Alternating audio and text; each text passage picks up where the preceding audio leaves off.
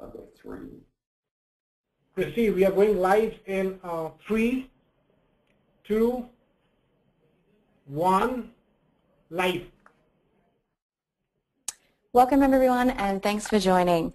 Today we have special guest Jeffrey Hayzlett presenting the webinar Create. The broadcast is now starting. All attendees are in listen-only mode. During today's webinar, you'll learn why social media matters to your bottom line.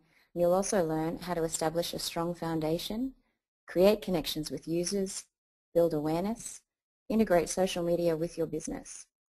A special thanks to our sponsors B2B Data Partners for making this possible today. B2B Data Partners is a growth enablement partner for clients across 83 countries, helping extend reach to over 32 million top global executives across the world. B2B Data Partners has transformed the way businesses work with cutting-edge data management technology, exhaustive data reach, and digital marketing solutions. And thank you to our presenter today, Jeffrey Hayzlett. Jeffrey Hayzlett has been called a lot of things, most of them good. From global business celebrity to maverick marketer, his bold, brash style makes a big first impression. He's a cowboy, literally. Jeffrey hails from South Dakota, and even far from his ranch, you'll still find him in his signature cowboy boots. Jeffrey is a business and marketing expert who saddles up to drive top companies on the path to change and growth. Jeffrey is a frequent television business commentator, telling it like it is on shows such as MSNBC's Your Business, Cavuto on Fox Business News, Bloomberg, and many others. Jeffrey authored the best-selling books The Mirror Test and Running the Gauntlet, and speaks to audiences like you every day. Jeffrey is a social marketing evangelist. He tweets regularly, and in fact, he's one of the top C-level Twitterers in the world. Thank you, Jeffrey. I'll pass it over to you. Fantastic. Thanks very much, Christy. As we pull the slides up, and we'll be able to make the presentation and be able to show that. Okay, I don't know that I can see all the slides showing at this point, so let me just double check here. We always love to do these things. I'm not seeing the slides up, so just double checking with everybody. 1 second here, you bear with me to make sure that we're seeing the slides. Okay. I want to make sure if you're not seeing the slides, I'd like the organizers to make sure that they let me know, because make sure that they're seeing them, because I'm not seeing them on my side. Okay, so it looks like you guys are seeing them. I'm not, so we're just going to go and move this off of my memory, which will be great. Fantastic. Thanks very much, and thanks everybody for joining me. I'm coming to you live from New York, but I know that we've got people from all over the world. I even saw some folks from India joining with us, and folks from California, folks from Canada, folks from even my home state of South Dakota, and we appreciate you being a part of it. I want to also thank B2B Data Partners for all they're doing to sponsor this webinar and to talk a little bit about their services as we kind of go along, but these guys are great. And if you have questions as we go along, we've got some hashtags which I'll point out from time to time to let you know exactly what's cooking. But if you look on the very bottom of the slide, you'll see that hashtag, which is Social Sphere. Social Sphere, tag a question to me with that hashtag, and we'll be following it, and we'll be glad to answer your questions as we go.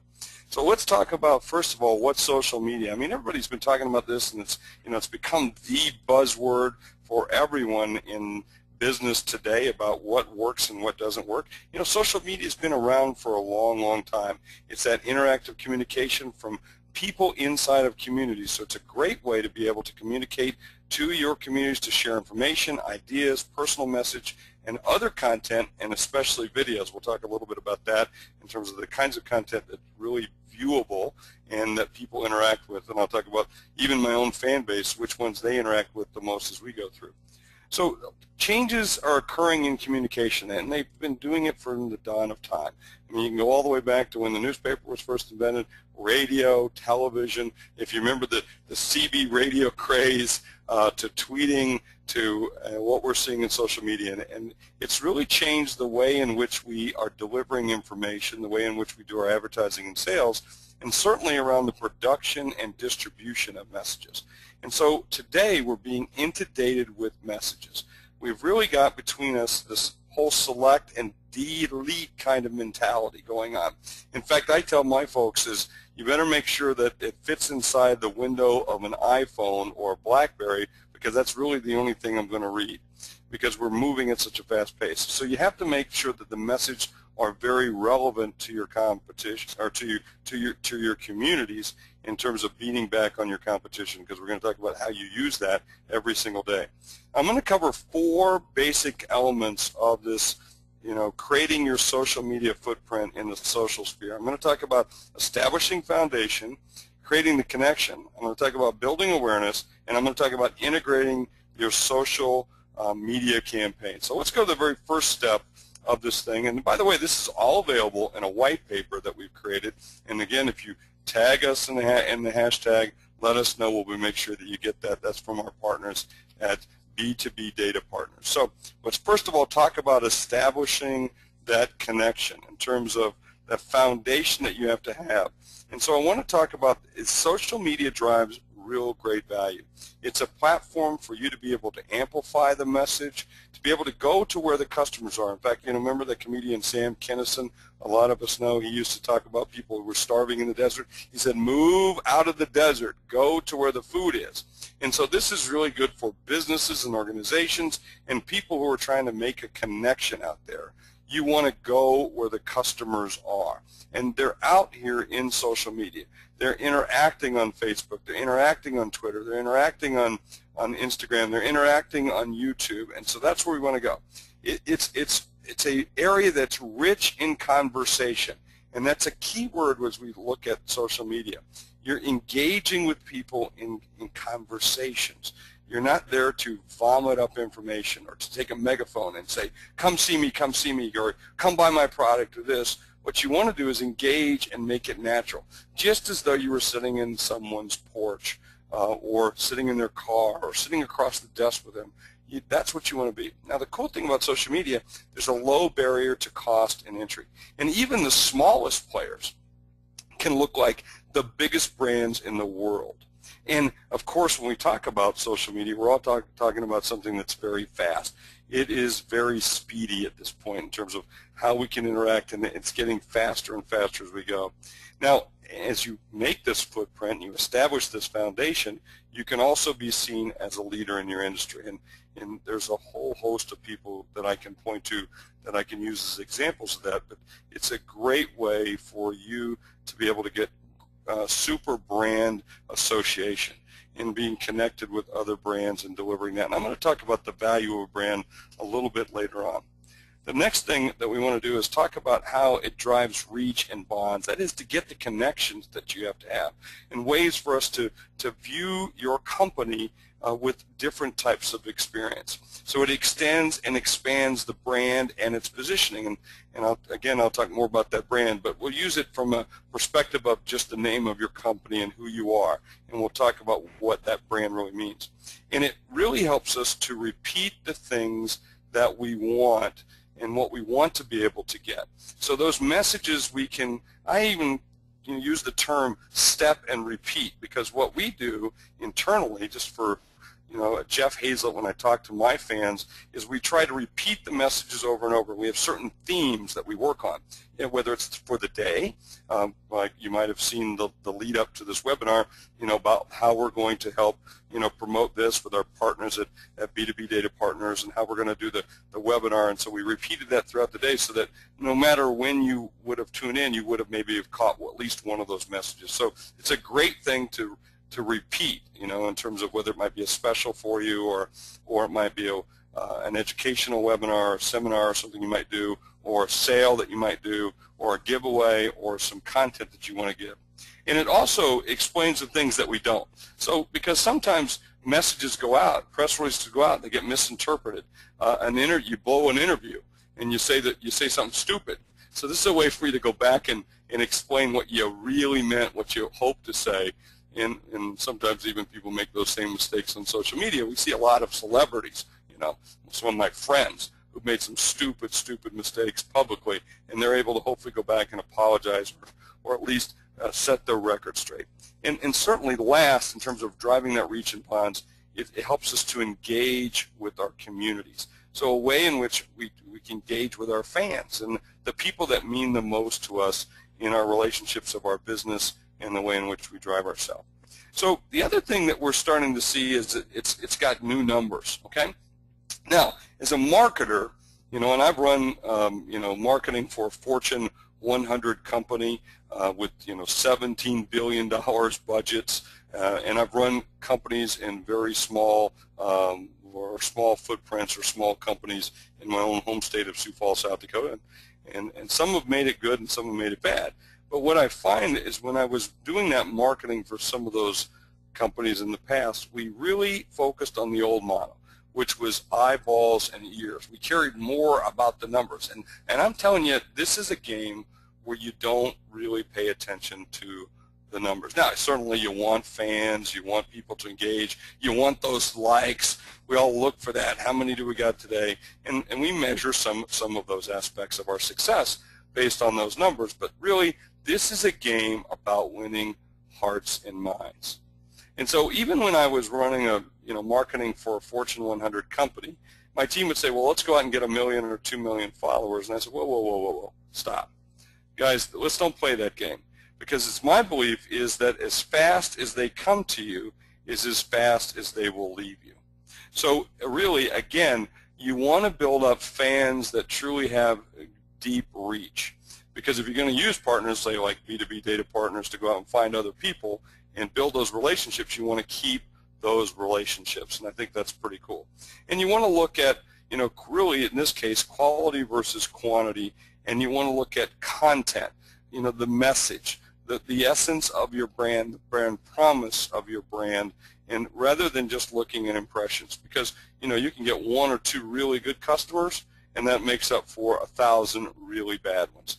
And again, you saw in one of the points here, the third one down, I talk about the step and repeat process, about how we want to look forward at how we take something that's good news or a piece of information or a piece of content, and how do we step and repeat that, which again gives us our reverb that we talk about, which is the message and followers, our friends, and their message, or that message gets repeated to their followers and friends and BFFs and everybody else. Then we get that reverb, so it keeps going.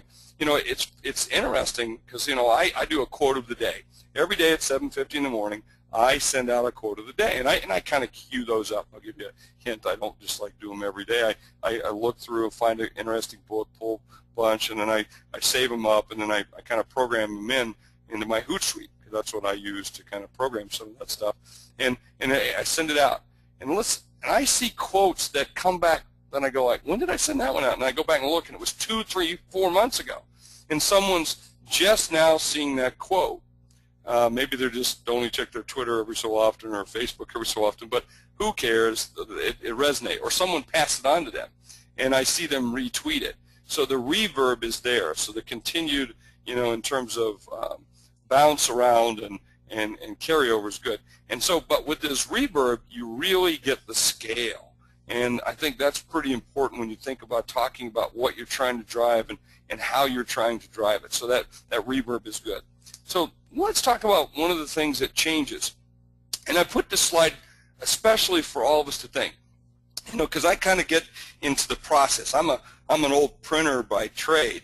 And as a printer by trade, I like process. And I'm kind of lazy too. I mean, I work hard, but I like to do things only once and do it right.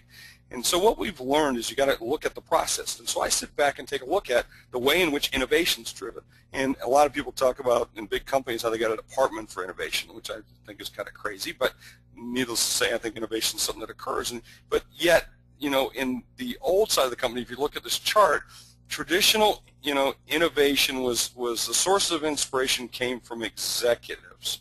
Now, really what you want to do is have a customer-driven innovation, and social media allows you to have this. This is where customers are saying, hey, I want to see this. And the key drivers before were existing assets and products and positioning, whereas a customer-driven innovation system looks for deep observation of customer needs. That is capturing customer behavior, because if you build it and hope they'll come, all you have is a baseball field in the middle of Iowa that no one will come see, or you can actually capture customer behavior.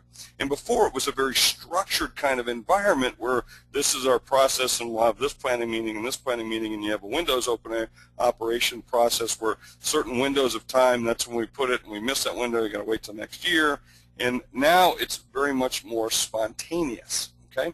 And where you had linear or structured processes, now you've got kind of controlled chaos. And where before you had the corporate posture of go out to the customer, now we invite the customer in, and they tweet us suggestions, they give us insight, they're explicit, or they come across by just capturing them or watching. Maybe you've got a chief listening officer who's sitting and watching for these kinds of things, and I'll talk a little bit about my concept of chief listening officer a little bit later.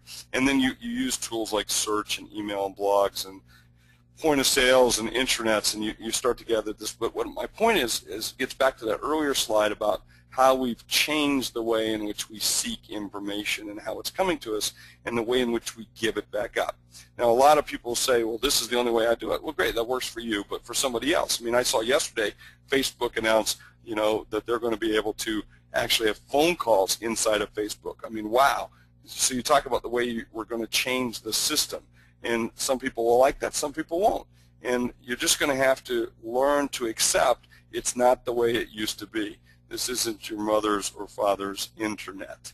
And so now it's a great way to be able to look at it. So here's your new quest.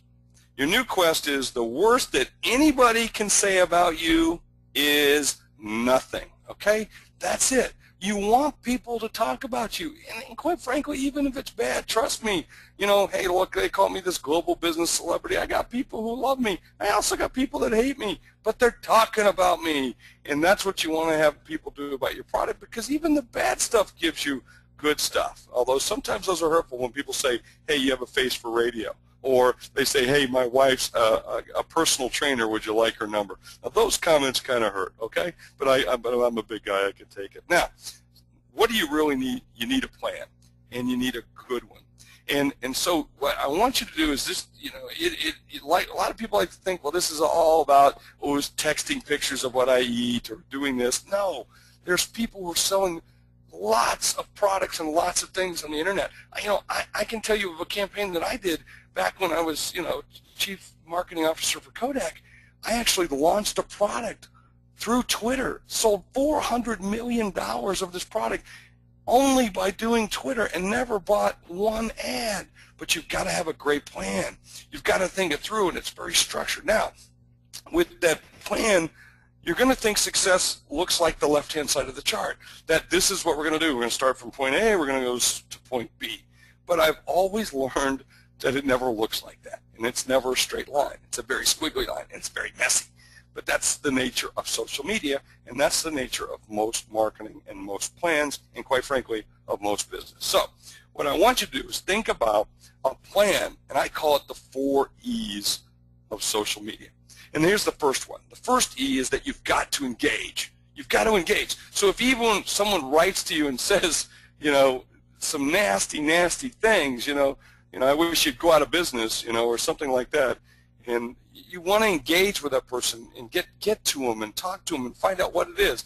And I've had some people, literally, because when you're a public figure, you're a celebrity, people will actually come and say, and like I said before, some very mean things, or they'll criticize you openly, and that's just the nature of what happens online, or the digital nature of communications today. It's much more direct, and sometimes they don't mean to be mean, but they're just saying the way they say it, and they just spit it out. So, but I've always learned to, even the negative people, I engage with them. And by engaging, either positively or negatively, I learn, I educate. So they educate me, and I educate them. And through this education, what we do is we get excited. I get excited in my operation, and my folks get excited from all this engagement and this education that's going on, and we're sharing and learning, and they get excited. The people, my customers, and my future customers get excited, and what they start to do is leads to the 4th E, which is around evangelization, or evangelize. They become brand ambassadors. And again, I'm using myself as an example because that's what I got. So that's all I got. At this point, so I could, or you can think about Apple, you can think about anybody's company. when you build brand ambassadors, they tell people, you should buy this book, you should buy this phone, you should do this, you should do that. And that's really what you want to start to have, and have people really active. Now let's talk about step 2, the second piece of the foundation. Again, this is in my white paper, which is called Create Your Social Media Footprint in the Social Sphere, which is sponsored by our partners here, B2B Data Partners. You can email them, you can tweet them, you can tweet me, you can email me, you can go to my Facebook page. There's my Twitter right there in the bottom of the slide, and we'll get you this white paper because we want you to have it. And I'll get you the slides, and I'll give you everything. Except for my horses or my truck. Now, let's talk about creating the connection. And so there's some rules for social. And you have to learn, everybody thinks this is open chaos, but there really are some rules. You know, you have to be real. You have to be transparent. And you really should be human, because that's what it's about. It's called social media, not electronic media. It's called social media. So you should be human and real and understand some certain etiquette that's out there. Like for Twitter, you should follow back and thank people. In LinkedIn, don't connect with people you don't know. Ask their permission to join them. And I've got, you know, I don't know, a couple 100,000 followers, and I always make sure that I ask permission, because I'm just honored to have people follow me. By the way, please, if you're one of the hundreds that's on here today, you know, jump in here, follow me on Twitter, or link in with me on LinkedIn. I'd love to have you, or come be a fan of ours and like us on our Facebook page. So you got to be more than just a name, more than just a global business celebrity. So what's the channel overview? Let's think about this. Now, my daughter actually gave me the kind of the outline of this, which I want to talk about, and I want you to think about how would I describe LinkedIn, Twitter, Facebook, YouTube, and I could describe more, but let's just take those 4 fundamental ones, because those are the main ones. Now, some people say, well, Jeff, where's Google+? I mean, there's a lot of people on it. I just see a lot of people using it, and for right now, let's just take these 4. So let's take the first one, and I'll even show you my LinkedIn profile. You want to look at LinkedIn, it's kind of like your sign on Main Street. This is like your business card on Main Street. And it's surprising how many business people and owners that I find that aren't on LinkedIn. Are you crazy? You got to get on LinkedIn. So that's your business card, your sign on Main Street. Then there's Twitter, and Twitter is kind of like, oh, it's like you're sitting on your front porch and you got a megaphone, or if people drive by or they walk by on the sidewalk, and you kind of shout at them like, hey, how you doing? Stop by for a second. You get a quick view. Only 140 characters worth, but it's a quick snapshot, and then they drive on. You don't stop, keep moving, and then you go to the next topic or the next item. And then you go and look at like Facebook. And Facebook, you know, to me, that I describe Facebook as kind of like the people you invite into your living room. It's much more social, much more intimate, and so you want to take on the, you know, even though I might have 25,000 fans or likes or friends, as they say, it's really about that intimate conversation. And then you've got YouTube, which is really your personal on-demand television station. So this is where you can post things in your brand, about your brand, or action, and you comment and have some fun and do some different things. So those are the way I would describe the channels. Now, let's talk about step 3, which is building awareness. And I've got a chart in this next slide, which I think is just awesome, because this chart really shows how you can influence your customers and increase brand awareness through social media.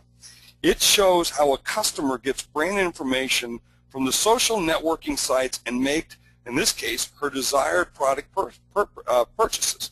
And it also shows how brand awareness can be created through active social media marketing strategies. So you get these slides, and it's in, actually this is in the white paper. So with the time that we've got, I want you to spend a little bit more time reading the white paper and finding out how you can do this, but you can show how one action of how someone is looking to buy a dishwasher, and then all the interaction that can occur between the brand, the customer, consumer, and the social network, and how others like friends influence that purchase. So I want you to think about why you're in this game. You know, what is it you're doing, the things you're doing, and how you're doing it, and the way in which you're starting to do it. And you can't do this overnight. You have to have substance. You have to have conditions of satisfaction. And so I want you to think about your brand, because let me tell you, folks, if you suck offline, you're going to suck online, okay? So you can write that down. That's a tweetable quote from Jeffrey Hayzlett. If you suck offline, you will suck online. So I want you to think about what is a brand. Now, brand is two things. First of all, it's something that we always put on a cow and occasionally a horse. It's what us cowboys have used for years to identify our property, to show what we own out in the pastures when we turn our cows loose and we bring them back so we can identify them. So it's the iconic representation of ownership on the side of a bovine. Okay? So that's really where the word brand came from that cowboy lore and cowboy terminology that we use, which I think is always smart, you know, but then I'm a cowboy. Now, but it's really about promises delivered. And it's about what is the promise that you're trying to deliver to your customer. So when you see the things you see from Jeffrey Hayzlett, I try to weave those brand images and brand promises throughout about being irreverent, about being honest and open, radically transparent, about, you know, telling it like it is and delivering and being cutting edge and being a cowboy, right? Because that's what I want to do. So you really have to know the elements of your brand. What's the essence of who you are, what the essence of your brand is, what does your brand look like, who's your audience, where are they, how can they find you, and you've got to be able to have that down so that you can take that through and be real, because I said being real is one of the foundations that you have to have in driving social media. So your challenge is to get that very succinct. Now I call that the 118, your elevator pitch, okay? Now your elevator pitch is something you're supposed to be able to tell people about you in a short amount of time. In this case, as much as, you know, as few as 140 characters or less, or what I call 118 seconds. Now think about this, folks. 118 seconds is what you've got to do to tell your story, and that's all you've got. That's all the time that you have. See, 8 seconds is the average attention span of an adult. I know that to be true. I looked it up on the internet. That's true. It's a fact. All right, now, in 110 seconds is the average elevator ride in New York City. From the time you press the button, wait for the doors to open, step on, ride up or ride down, and get off. That's it. So you have 8 seconds for what I call the hook, that ability to say something that's so provocative that people want to lean in and hear the rest of the message. That's that 8 seconds, that hook. That's that, you know, that's that short attention span. And you've heard it before. You've said something that you've said to somebody before that they liked, and they actually lean into the conversation. They want to hear the rest. And that's where the 110 seconds comes. That's the close. See, that's the value statement. So what's your value? So, and don't say, oh, I work with this company, this company, this company, because the person really doesn't care. Now, they might pretend like they care because they're being nice to you, but they really don't care. What's the value that you can give to that customer?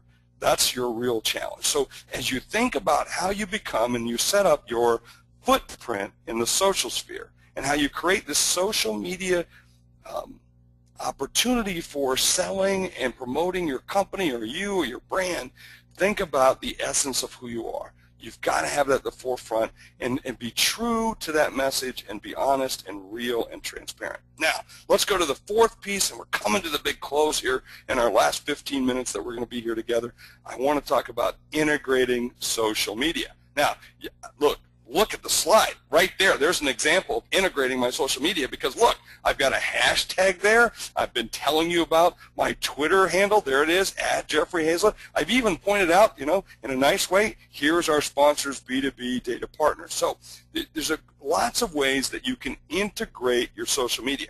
But before you do that, you've really got to monitor, deploy, and act. Now, I'm actually showing you a real live page of our page. I can't believe my team put this slide in here.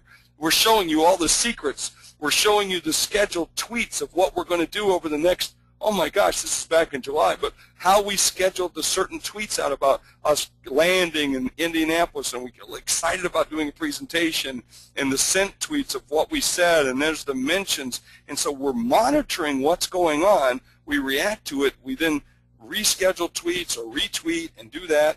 And at the same time, we're monitoring other words and other things. And you can even look across the top. You know, there's other ones for other accounts that we're monitoring. Sometimes, I even monitor my competition.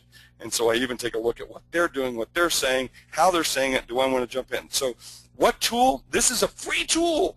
Hootsuite. I'm using Hootsuite, but you can use TweetDeck. You can use, there's some paid tools too, like Radiant 6 and many others that you can use, but you got to start. you got to do something. So go get something like this and be able to, start your footprint in the social sphere. Now, let's talk a little bit about when to activate. Now, there's lots of ways that you can look at this, but you want to track your insights. You want to be able to look at things that occur. We know that photographs work really well. People love to see photographs of me when I'm on, like the other night I was on Bloomberg television talking about the privatization or possible private buyout of Dell computers and what Michael Dell was thinking and so forth and so on. Well, so we like to, send out pictures of that because people like to see me backstage. They like to know what's it like backstage, what do they serve in the green room, things like that.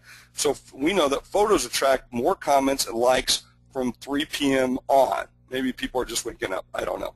But retweets are more frequent before noon, Monday through Friday.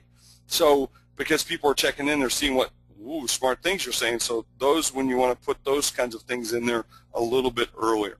And then highest engagement comes from using hashtags. Now that's on Twitter, so that people can kind of follow along. In fact, you can even look at what the trending items are and sometimes jump in the conversation. I mean, it was fun one night when I was at the Academy Awards, and I was part of the hashtag that was going on, and then I had, literally hundreds of thousands of people retweeting the things I was saying because I was in this, in the Kodak Theater watching what was going on, and my favorite retweet was from Rowan Atkinson, who's Mr. Bean. That was cool. I was pretty excited. I almost jumped up out of the chair, and security almost took me out because Mr. Bean was following me. So you want to be able to take a look at that, and so you want to look at also, if you want to have really good stuff on YouTube, do something that's funny. So the other thing is you want to look at some social advertising. We use advertising on Facebook. We found it to be very, very effective for us, and we do some on LinkedIn, and we do some things in some other platforms, but we have found Facebook advertising to probably be one of the better things, especially we're a small business, for small business, so you might want to take a look at that. And using color, you need to have a real strong call to action. Clear brand positioning, you see how we use the photographs and very stark action-oriented kinds of images. And we try to give something back where we have people where you can sign up for something or take action, because you want to try to hook them into your community to get followers and friends. And so that we find out that the ROI is really around the brand awareness, the community engagement, and building your network. In fact, some people say, well, what's your ROI? So, well, in terms of your return on investment. And I always tell people, say, well, I don't know, what's your return on ignoring? This is about engaged. You can do is start to measure some of that. So what's your outreach? So what's your cred score? What is your clout score? And so, like, there's mine, and that's actually one of the highest in social media. It's 859 in terms of influence, which means I have a deep community that really, listens to what I say, and we're very interactive with one another. And you can see out of a scale of 12, I'm high on the outreach, which means I really like to retweet to other people, talk to other people, and share information. So, we're very proud of those things. And even my clout score is, I think, 76, which is a very, very high on a clout score. So, again, think about what your influence and outreach, and think about what you want to measure. And I think that's important. We measure our growth in terms of the number of Twitter followers, the number of people who watch our videos on YouTube, and the length and so forth. And we also measure our credibility or clout. So now the other thing is we start to wind down on this very special webinar that's been hosted by our partners, B2B Data Partners, is to think about opportunities and challenges, because not everyone is cut out for this. And I think that's an important thing for us to think about. Not everyone should be doing this. Now, and I'm talking about people, not business. I think every business should be doing it. You got customers, you got friends, you got people that like you, so you want to make sure that you are doing it. But when I'm talking about who should be doing it, you probably don't want the crankiest guy in the operation being the person. You want somebody that's more social. You want somebody that feels as though they can engage with you. Because, again, remember what the brand is. It's a living, breathing organization. And at the same time, some people say, well, I want to control what it is about my brand. Well, you can't control it. You've never had control of the brand. your customers have control of your brand. And so what you want to do is, again, what's the worst thing anyone could say about you? That's right, nothing. You want people talking about you continually.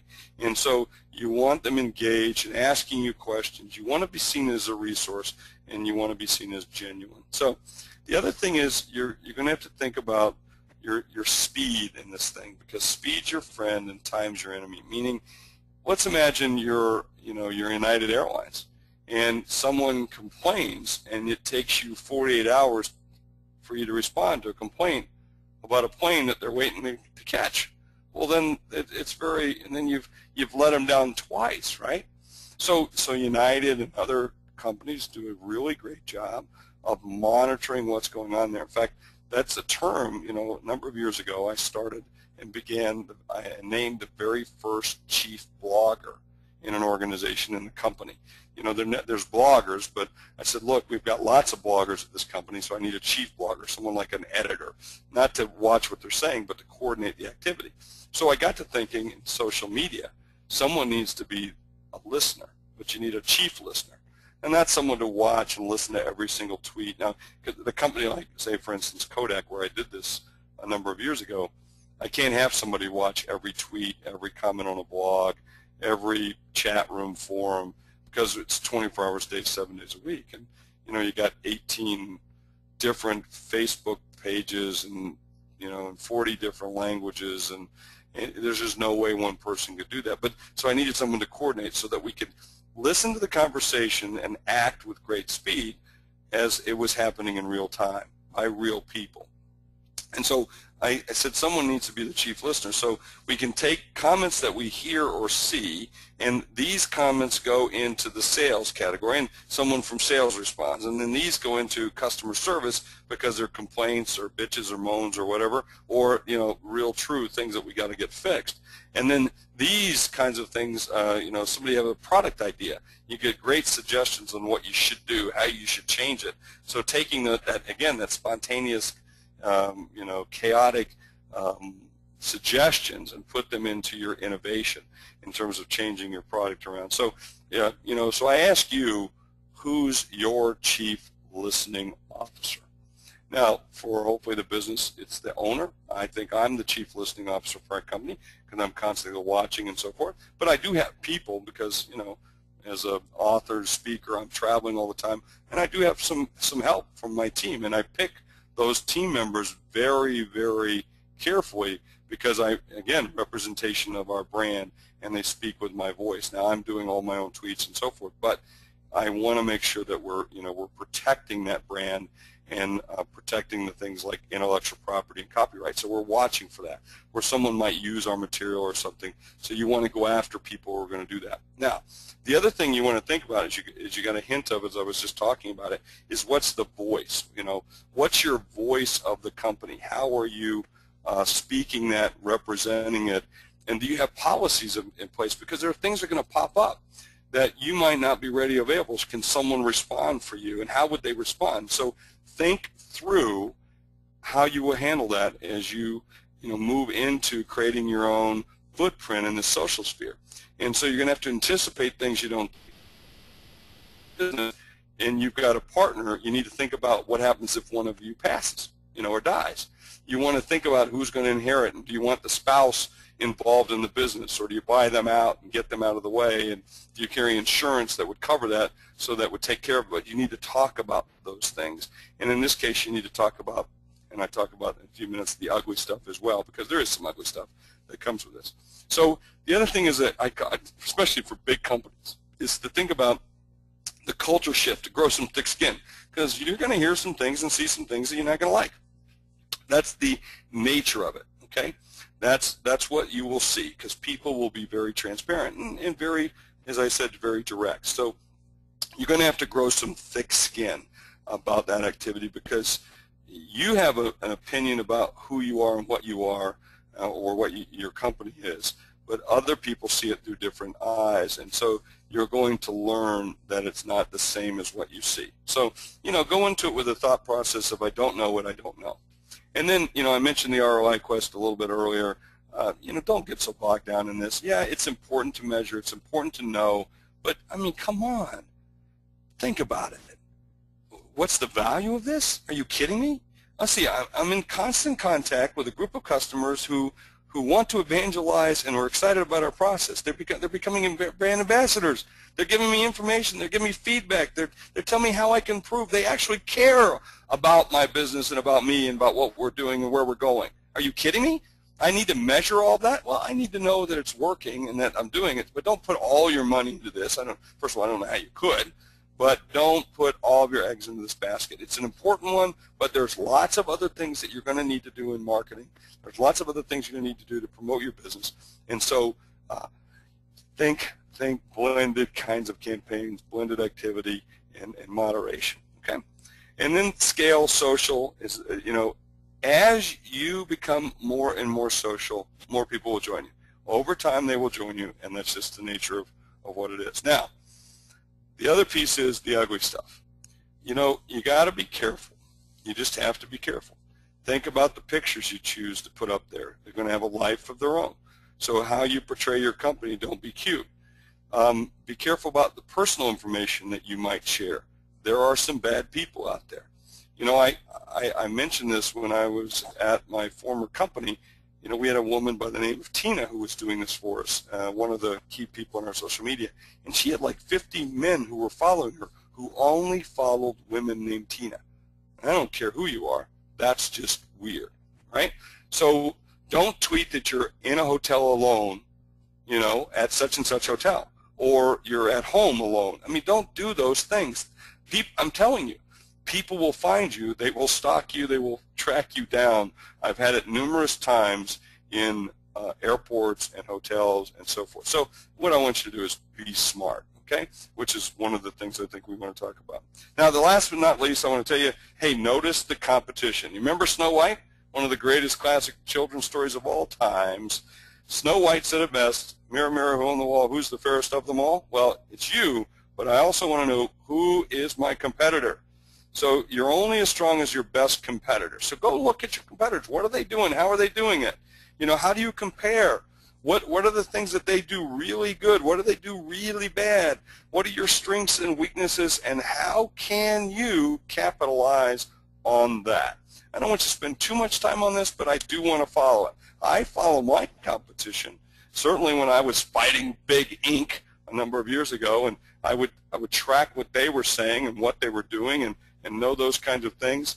I think that's real important for us to be able to do. So the next slide that I want to show you is how do you get this white paper, okay? And there's the address right there, but you can also make sure that you can reach me out on this on the hashtag SocialSphere. You can send me a direct tweet at Jeffrey Hayzlett, or come see me on my Facebook page. I'm going to be going, I post stuff up there all the time, and it's a great way for us to communicate and have conversations. And then, hey, if you're ever in New York or in San Francisco or LA or Sioux Falls, South Dakota, because we have offices in those places, I hope you look me up. And don't forget our good friends at B2B Data Partners for sponsoring this, doing this. We use them. They help me find lists of customers. They help me get into direct contacts with more fans. They help me to pull together a lot more things that I can use in my social media. That's much more to go to their site. I've been working with them for this last year, and I really am excited about what they do and how they do things. And we're glad that they're a sponsor with us. And more importantly, as you see their name, they're our data partner, and we love them, and they help us in our B2B work. So they can help you. And so that's it. That's all we got for today. I want to thank everybody for being a part of this. I noticed that we had everybody stick with us. No one left. The numbers are still good, and so I'm excited by that, and I hope you got a lot out of it. If you need anything, hey, tell me the good, the bad, and the ugly, and we'll do our best to even make it even more fun next time. But we want to thank you, and thanks again to our folks at B2B Data Partners. And don't forget to download the white paper. Don't forget to reach out to us. Okay, they're telling me I got to go. Thanks so much, everybody. See you later.